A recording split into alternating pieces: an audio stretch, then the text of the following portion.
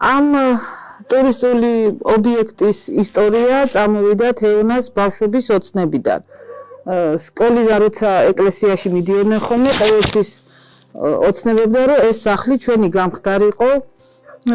უნივერსიტეტში ჩაბარების შემდეგ, როცა ტურიზმზე სწავლობდა, გადაწყვიტა, რომ სოფელს დაბრუნებოდა და სოფელი მელაანი მსოფლიოსთვის გაეცნო. ჩვენი სოფელი. და გადაწყვიტა ეს საოჯახო ტურისტის, საოჯახო სასტუმროს გაკეთება.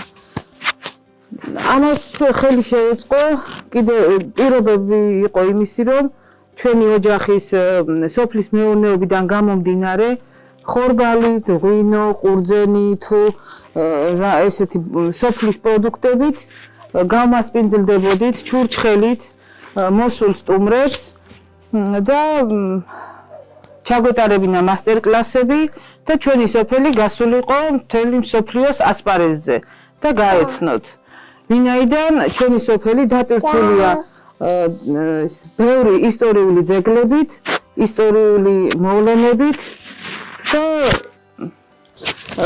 კორონიდან, ამ პანდემიიდან გამომდინარე, ცოტა მოგვიანებით დავიწყებთ, ალბათ გაზაფხულიდან დავიწყებთ ტურისტების მიღებას. ეტაპობრივად კი ნელ-ნელა მოდიან, რამოდენიმე დღის წინ ყვავდნენ ჩელიაბინსკიდან სტუმრები, ჩავატარეთ მასტერკლასები და გაზაფხულიდან ინტენსიურად დავიწყებთ სტუმრების მიღებას ამ საოჯახო ობიექტზე, სასტუმროში.